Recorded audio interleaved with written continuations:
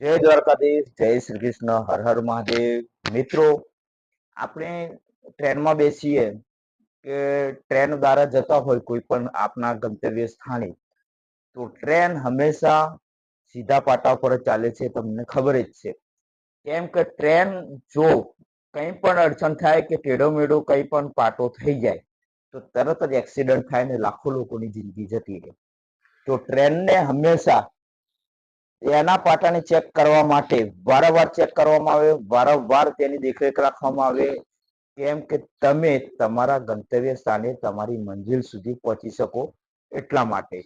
આવું જ કંઈક આપણે આપણું ટુ વ્હીલર હોય, બાઇક હોય, સ્કૂટર હોય કે પછી ફોર વ્હીલર હોય, તેમાં પણ તમે સીધા રોડ ઉપર જ જવાનો પ્રયત્ન કરશો. કેમ કે તમારે ગંતવ્ય સ્થાને જલ્દી પહોંચવું છે.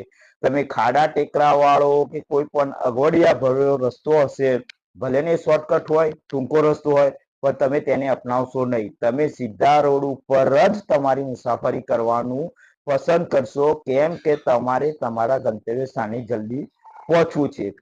તો તમે કોઈ પણ એના કરતા પણ વધુ તમે ફેસિલિટી અથવા તો જલ્દીથી પહોંચવા માટે તમે એક્સપ્રેસ હાઈવે નો પણ ઉપયોગ કરો છો. ફોર વ્હીલર હોય તમારે તો એક્સપ્રેસ હાઈવેમાં ભલે તમારે ટોલ ટેક્સ આપવું પડે, છતાંય તમે ટોલ ટેક્સ ભરીને પણ એક્સપ્રેસ હાઈવે ઉપર જવાનું પસંદ કરશો. એક જ લાઈનમાં તમે ગાડી ચલાવવાનો પ્રયત્ન કરશો. જો તમે તમારી લાઈનની બહાર નીકળ્યા તો સીધું શું થશે?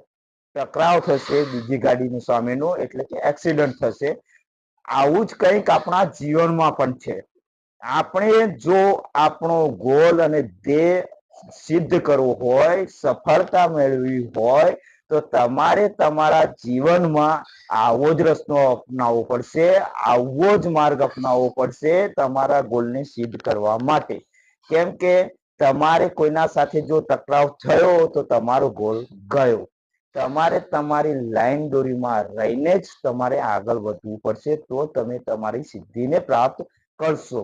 આપણા જીવનમાં પણ આવું જ કંઈક છે. આપણા જીવનને આપણે પોતે હંકારી નથી શકતા. આપણે સાધનમાં ડિસિઝન લઈએ છીએ, આપણે મુસાફરીમાં ડિસિઝન લઈએ છીએ અને આપણા ગંતવ્ય સ્થાને પહોંચીએ છીએ. પણ આપણી જિંદગીમાં આપણે જે માઇલસ્ટોન અચીવ કરવાનું છે તેના વિશે આપણે સાવ અણઘડત રીતે આપણી જિંદગીને વેડફી નાખીએ છીએ અને આપણા કેરિયરને નાશ કરીએ છીએ.